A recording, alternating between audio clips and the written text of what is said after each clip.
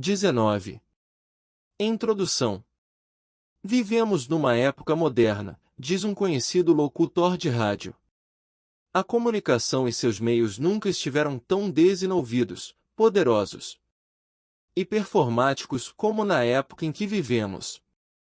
A imagem do homem moderno é a do executivo dinâmico, sentado atrás da sua mesa do escritório sobre a qual os telefones, convencional e celular, o fax, o Minitel, terminal de videotexto e o microcomputador representam os acessórios do poder de comunicação com o mundo inteiro e a todo instante. No entanto, o quadro está longe de ser tão idílico quanto esse. Essa comunicação é, de fato, vazia na maioria das vezes e só entretém a sua própria ilusão, quando não é, aliás, praticada de maneira deliberada. Todos esses dispositivos não passam de próteses, de excrescências compensadoras da nossa incapacidade de ser e de mudar verdadeiramente, que nos deixam enganar cada vez mais, ou então de ter acender o nosso medo do outro. Basta constatar o sucesso fulminante do Minitel ou do correio eletrônico para nos convencermos disso. Nosso modo de vida atual, a onipresença e o poder é soberano da mídia. A armadilha do materialismo, a aceleração permanente do nosso cotidiano, nos levaram, pouco a pouco, a confundir vida com existência, vida com agitação, vida com frenesi. Isso ocorreu com o nosso consentimento implícito, até mesmo para satisfazer as nossas exigências. Sempre mais rápido, eis o nosso slogan, o nosso motivo condutor, mas para fazer o quê? Para acordar um dia doente ou deprimido, seja qual for a idade, e constatar tristemente que passou ao largo de si mesmo, ao largo da vida. 20. A nossa sociedade, a nossa educação e também uma certa facilidade atual nos levaram a procurar a satisfação de nossos desejos através do que nos é exterior. Aprendemos então a gerar, disciplinar, dominar, possuir ou comunicar-nos com esse exterior. Essa corrida desenfreada nos distancia de nós mesmos cada vez mais e nos esvazia do nosso próprio conteúdo.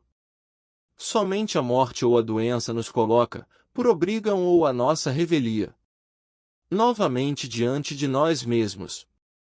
Nesse momento, a contusão é grande. Então, que homem é esse que nós descobrimos se olha nudo tristemente no espelho? O que significa esse corpo que nos faz sentir dor? Que ser é esse, quase desconhecido, que jaz aí na cama? Contudo, ele é nosso primeiro e único interlocutor verdadeiro. Aquele com o qual, na verdade, nunca falamos e que nem tivemos tempo de identificar, ou seja, nós mesmos. Essa descoberta é, pois, tão intolerável que pedimos ao nosso médico para nos dar algo que faça calar esse sofrimento que não deve acontecer em nossa vida. No entanto, se nós soubéssemos, na realidade, esses males são somente os gritos desesperados que a vida e o nosso corpo enviam aos nossos ouvidos tapados, ensurdecidos por todo esse barulho que fazemos ao nos agitarmos. São sinais de alerta, testemunhas do nossos desequilíbrios. Mas não podemos ouvi-los, menos ainda, compreendê-los.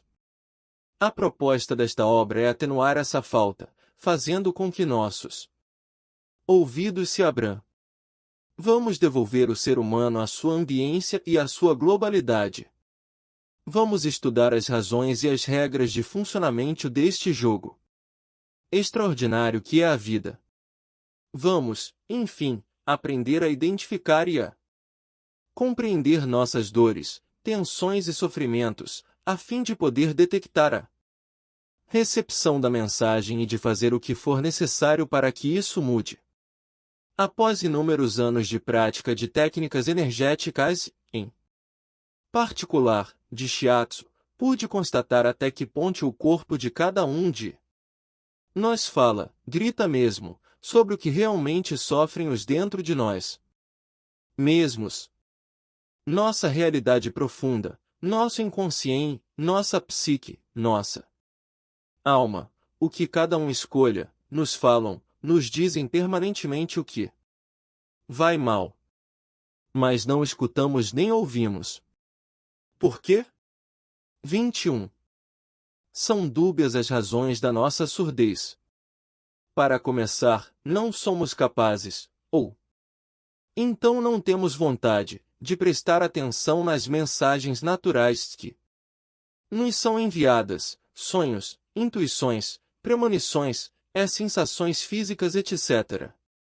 Elas devem se tomar cada vez mais fortes e poderosas, doenças, acidentes, conflitos, morte, etc., para que possamos, enfim, ouvi-las ou para nos obrigar a parar de uma maneira ou de outra.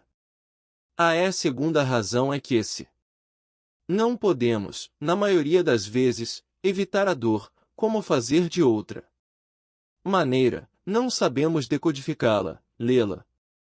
Ela só pode servir, então, para interromper momentaneamente o processo inadaptado, mas não para compreendê-lo e mudá-lo radicalmente. Ninguém nos ensinou de fato a traduzir tudo isso. Nossa ciência parcial separou o nosso corpo do nosso espírito. O analisa, o disseca e o estuda como se fosse uma máquina, e os nossos médicos, em sua maioria, tomaram-se excelentes mecânicos. Somos, tal qual marinheiros que recebem mensagens em Morse apesar de jamais tê-lo aprendido. O bip-bip incessante acaba sendo desagradável e nos constrangendo, nos incomodando. Apelamos para o mecânico de bordo para que bloqueie o sistema ou então, mais grave ainda, corte os fios para fazê-lo calar-se e conquistar, assim, uma paz aparente. Só que o BIP nos prevenia sobre a existência de uma rachadura no casco e de que teria sido necessário tapá-la. É essa linguagem que aprenderemos a decodificar neste livro. Mas podemos também tentar compreendê-la. A meu ver, não me parece uma boa ideia simplesmente propalar que certa dor significa tal coisa. Isso seria praticar um sintomatismo elaborado. Creio ser importante explicar também por que isso funciona assim. É por esta razão que esse livro está dividido em 3 partes bem distintas. Na primeira, a minha proposta é uma abordagem filosófica global, holística do homem e da sua existência, colocando o num conjunto coerente em que tudo se relaciona. Poderemos, assim, compreender melhor as razões da escolha, relacionando a psique, a alma, a psicologia consciente e inconsciente ao corpo físico do qual já falamos. Na segunda parte desta obra, vou buscar apoio na codificação taoísta das energias e reapresentar ao homem o seu meio NRG. 22. Chico. O Yin, o Yang, os meridianos de energia conhecidos pela acupuntura. Através deles, veremos como as coisas estão relacionadas entre si dentro de nós. Na terceira e última parte, farei o listado das SAS. Darei uma explicação simples sobre o papel de cada parte e órgão do nosso corpo. Mostrarei, enfim, que efeitos são produzidos por quais causas, ou seja, mostrarei a simbologia das mensagens do corpo.